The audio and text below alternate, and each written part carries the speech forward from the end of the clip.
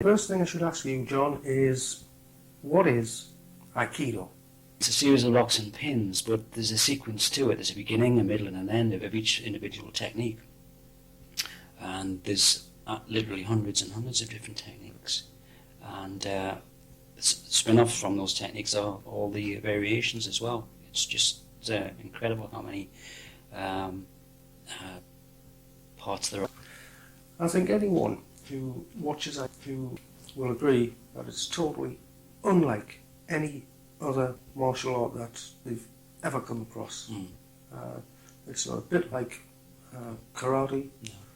judo, and those sort of things. What would you say is the fundamental difference between techniques of Aikido and the other martial arts? You've got to see it to believe it. I mean, it's such a beautiful, graceful art, and it is an art. It's not a sport. It is a definite art. It's so graceful to look at.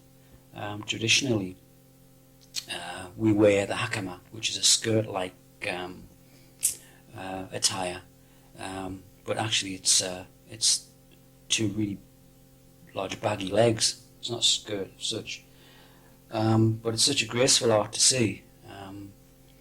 But since it's a graceful art, it's one of the most difficult arts, I believe, to learn.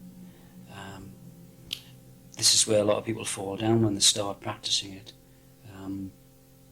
They don't give it enough time. I say it takes at least 6 months to start grasping what the heck's going on with the art. But people have really, majority of people only give it about a month and then pack it in, which is a shame.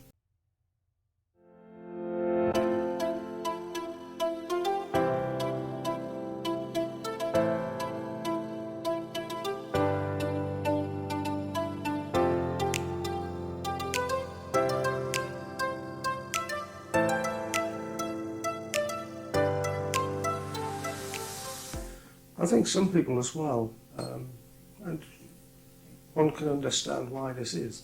Some people, when they watch Aikido for the first time, often say, that can't possibly work. It looks as if it's put on. Well, you're an exponent of Aikido yourself. You are actually a downgrade, a black belt. I wasn't going to mention that.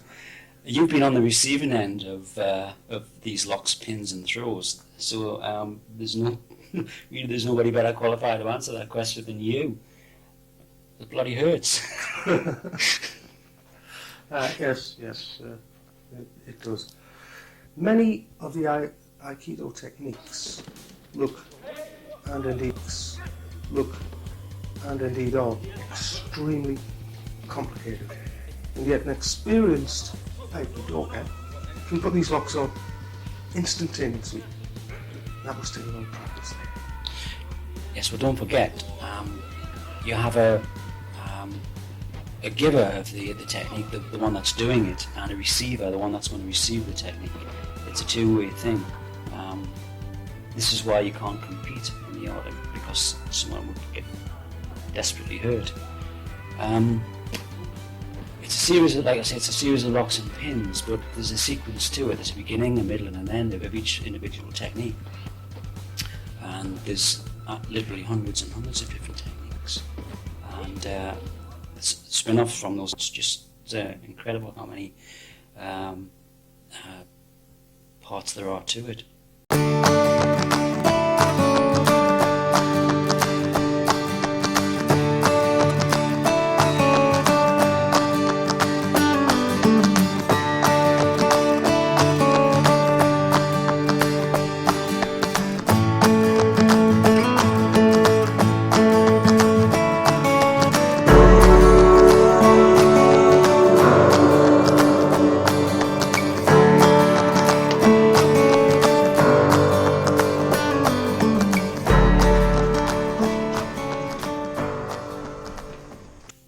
You've already said that Aikido is very, very difficult to learn.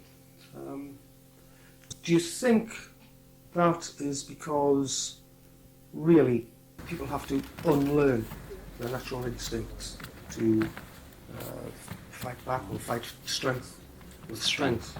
Because that often, I think, is the normal thing that people do, but they have to unlearn it. Yes, it's an automatic reaction to fight strength with strength.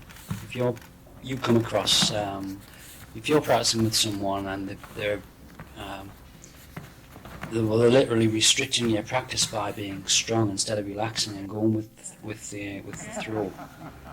And at the end of the day, it actually hurts more if you try to resist these techniques. You've got to relax, which is another art in itself. Learning how to relax.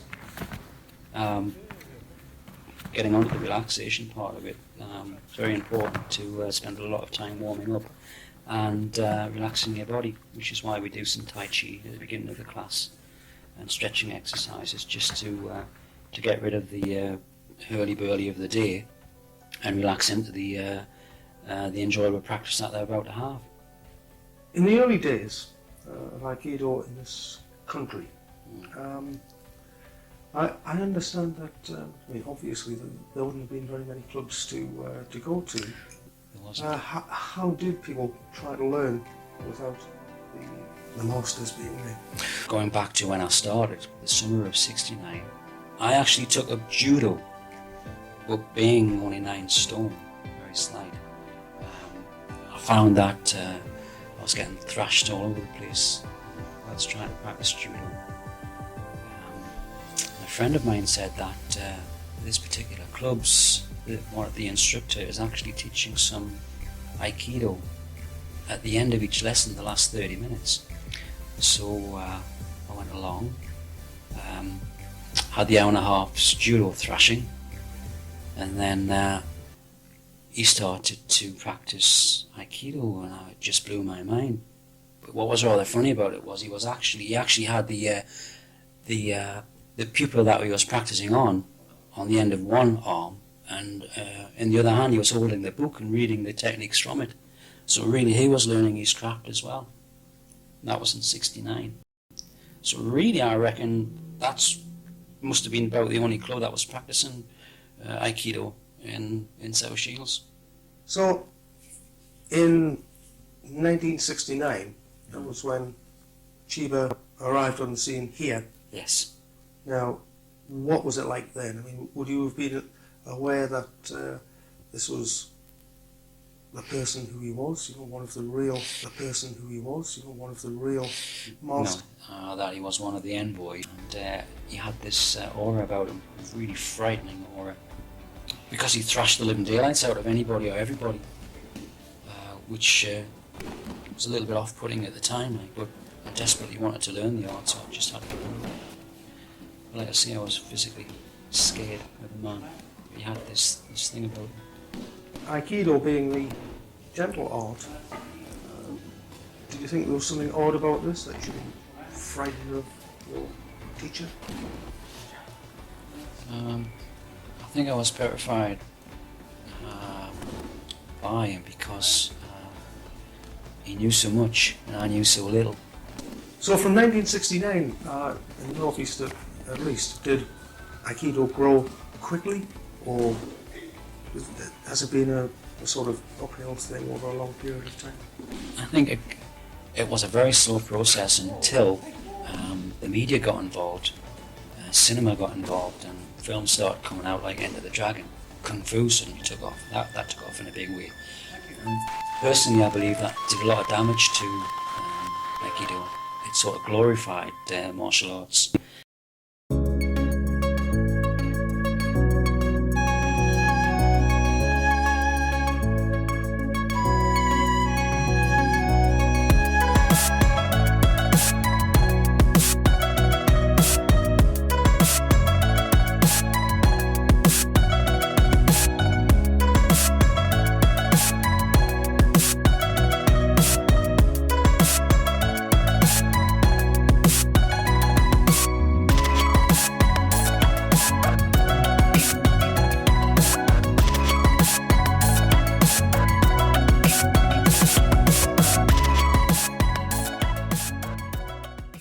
Suddenly you had Bruce Lee kicking hell out of everybody, and everybody was walking around doing kung fu kicks and kung fu fighting. Records were coming in.